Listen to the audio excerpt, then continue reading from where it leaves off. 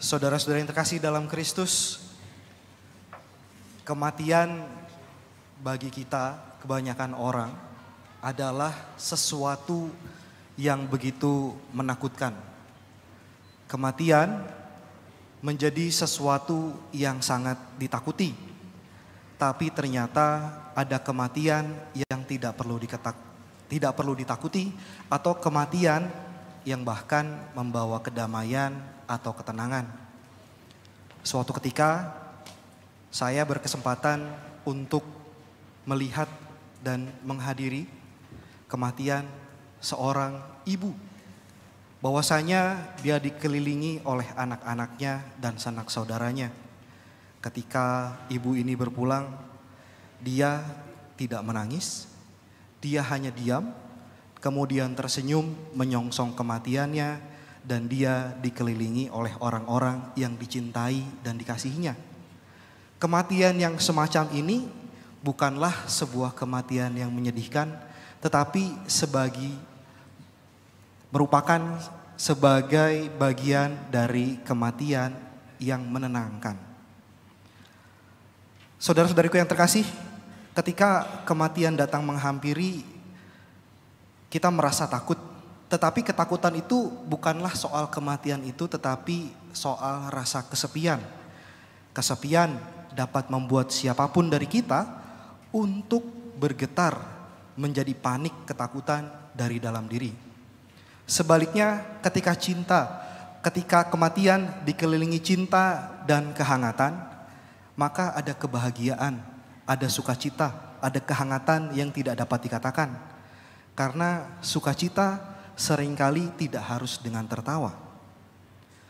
Saudara-saudariku, mungkin banyak pelajaran kehidupan itu kita terima atau kita dapatkan bukan berasal dari rumusan, akan tetapi dari apa yang kita lihat, dari apa yang kita alami dan kita pandang. Kita melihat, kita terharu dan kita belajar. Ketika melihat wajah seseorang yang dengan rela memikul salib hidupnya, itu merupakan pelajaran yang mengharukan. Dan ketika kita melihat orang yang kita kasihi menyongsong kematiannya, dan itu menjadi pengalaman yang meneguhkan bahwasanya iman sungguh hidup dan nyata dan menghidupkan orang-orang akan kesepian. Saudara-saudariku yang terkasih, dalam Injil yang kita dengarkan pada malam Paskah ini, malaikat Tuhan, kita dengar dalam Injil Matius, turun ke bumi, tapi dengan situasi yang tidak biasa. Malaikat Tuhan turun ke bumi di tengah-tengah gempa yang hebat, kemudian datang ke pintu batu dan menggulingkannya, lalu duduk di atasnya. Wajahnya bagaikan kilat dan pakaiannya putih bagaikan salju. Dan malaikat ini digambarkan oleh Injil Matius menebarkan dua macam pesona sekaligus. Yang pertama pesona yang menakutkan, tapi yang kedua adalah pesona yang melegakan. Yang pertama menakutkan bagi para penjaga, sehingga dikatakan dalam Injil, para penjaga gentar ketakutan menjadi seperti orang-orang mati. Dan saya rasa ketika melihat bacaan ini, mungkin malaikat itu pun tidak peduli kalau ketika penjaga itu benar-benar mati ataupun tidak. Tapi justru yang menarik adalah malaikat itu berpaling kepada Maria Magdalena dan Maria yang lain. Kemudian berkata, jangan takut. Mari lihatlah tempat ia berbaring. Yang menariknya adalah Maria Magdalena dan Maria yang lain tadinya mau menjenguk kubur Yesus. Akan tetapi sekarang keadaannya berbalik. Menjadi orang yang diundang untuk masuk dan melihat tempat Yesus dibaringkan. Saudara-saudariku yang terkasih, hal ini benar dikatakan oleh malaikat untuk tidak merasa takut sebab Yesus benar-benar telah dibangkitkan.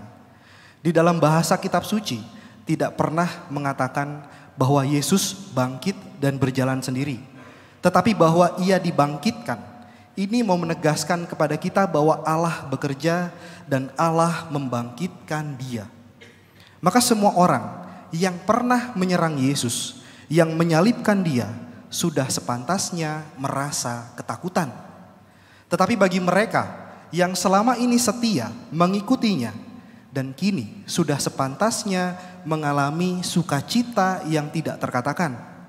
Bagi mereka yang selama ini mengandalkan kuasa dunia, yang pantas akhirnya merasa seperti orang mati. Sedangkan mereka yang lemah di dalam dunia akan terdiam semata-mata karena rasa syukur dan bahagia.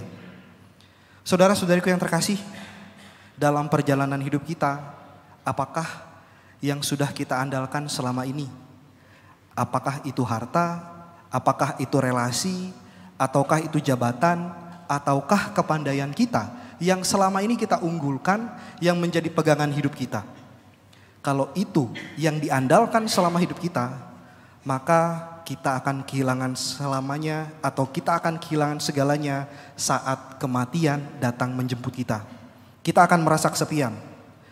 Justru pada saat itu, ketika kita berusaha untuk semakin mempertahankan semua yang kelihatan hebat bagi dunia, kita akan semakin banyak kehilangan. Dan mati merupakan sebuah kata yang mewakili segala kehilangan. Di dalam Yesaya 55 ayat yang ke-6 dikatakan, carilah Tuhan selama ia berkenan ditemui, berserulah kepadanya selama ia dekat. Kata-kata Nabi Yesaya ini mengundang seluruh umat beriman, apakah dalam segala peristiwa hidup, baik hidup dan mati, tetap berani mencari Tuhan dan berseru kepadanya. Saudara-saudariku yang terkasih, Tuhan tidak sama dengan kejadian apapun yang dialami oleh manusia. Ia tidak akan terpengaruh oleh kejahatan dan dosa apapun yang paling mengerikan. Apapun yang dikatakannya hanyalah soal kehidupan saja. Yesaya 55 ayat 11 mengatakan, firman-Ku yang keluar dari mulutku, ia tidak akan kembali kepadaku dengan sia-sia, ia akan berhasil. Saudara-saudari, mungkin dalam perjalanan hidup kita selama ini, kita sudah banyak terpengaruh oleh berbagai kejadian yang mengerikan dalam hidup kita. Sehingga kejadian-kejadian itu membuat kita menyangka bahwasanya Tuhan tidak ada di saat penderitaan kita. Tuhan tidak ada di saat kematian kita. Tuhan tidak ada di saat-saat terbawah dalam hidup kita. Padahal sebaliknya, Tuhan ada di sana bersama dengan kita semua, karena rencana Tuhan selalu berhasil. Saudara-saudariku yang terkasih, sikap kita terhadap peristiwa kehilangan dan peristiwa kematian dikoreksi pada malam Paskah ini. Iman kita mau diradikalisasi oleh Tuhan, bahwasanya kebangkitan Yesus itu hanya menakutkan bagi mereka yang selalu berusaha untuk memusnahkan atau mematikan saudaranya, yang selalu berusaha untuk memastikan saudaranya tetap mati. Akan tetapi kebangkitan akan menggetarkan siapa saja yang hanya mengandalkan kuasa dunia dan kekerasan.